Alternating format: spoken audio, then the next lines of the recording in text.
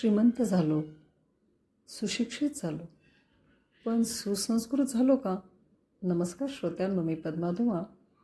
पॉडकास्टमध्ये हाच विषय मी आज सादर करत आहे. आज एक खूप अस्वस्थ करणारा पण तितकाच महत्त्वाचा प्रश्न घेऊन तुमच्यासमोर आले आहे. आपण खरंच विकसित होत आहोत की फक्त श्रीमंत?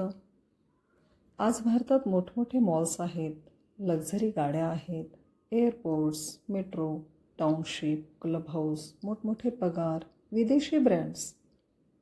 मोबाईलवर एका क्लिकवर सगळं उपलब्ध. पण रांगेत उभं राहण्याची संस्कृती आली का? ती आपण अंगीकारली का?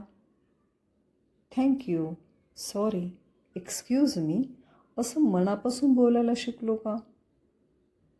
सार्वजनिक जागा स्वतःच्या घरासारख्या जपायला शिकलो का? नक्कीच नाही. आज विमानतळावर बोर्डिंग सुरू झाली की लोक जणू काही युद्ध सुरू झाल्यासारखे धावत सुटतात. लिफ्टमध्ये उभं राहून दुसऱ्याला बाहेर पडू द्यायची साधी शिस्त नाही.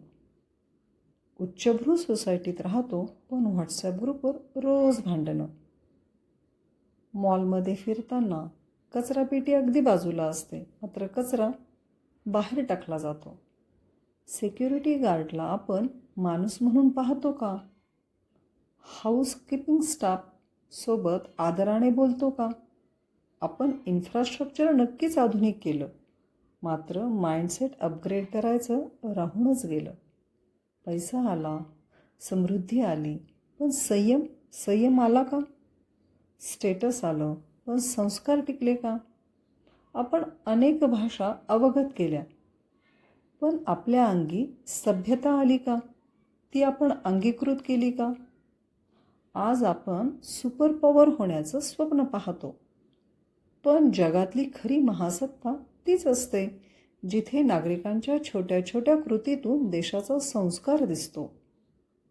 लाल सिग्नलला थांबणं, कचरा योग्य ठिकाणी टाकणं, कामगारांचा आदर करणं, रांगेत उभं राहणं, हसून बोलणं, ही छोटी कामं वाटतात, पण इथूनच राष्ट्र घडतं. आज आपण आपल्या मुलांना उच्च शिक्षित बनवतो, पण पब्लिक बिहेवियर कोण शिकवणार? जर आईवडीलच ट्रॅफिक नियम तोडत असतील, कुठेही कचरा टाकत असतील, सर्वंट लोकांबरोबर अपमानास्पद बोलत असतील, तर मुलं काय शिकतील? Change starts from family. देशाला जर आपणाला प्रगतीपथावर न्यायचं असेल तर अगोदर आपल्याला आपले स्वतःचे विचार आणि आचार बदलावे लागतील. आपण आपल्यामध्ये सुधारणा केल्या तरच आपला देश आपण प्रगतीपथावर नेऊ शकतो. सभ्यता ही कमजोरी नाही, तर ती खऱ्या मोठेपणाची ओळख आहे. थँक्यू म्हणणं, रांगेत उभं राहणं, कृतज्ञ असणं हे लहानपण नाही, हाच खरा क्लास आहे. आज वेळ आली आहे फक्त डेव्हलप्ड इंडिया बोलण्याची नाही, तर सिव्हिलाइज्ड इंडिया जगण्याची. मी पद्मा धुमाळ. पुन्हा भेटूया एका नव्या विचारासोबत. तोपर्यंत स्वतःपासून सुरुवात करू, कारण देशाचा स्वभाव हा नागरिकांच्या रोजच्या वागण्यात दिसतो. धन्यवाद.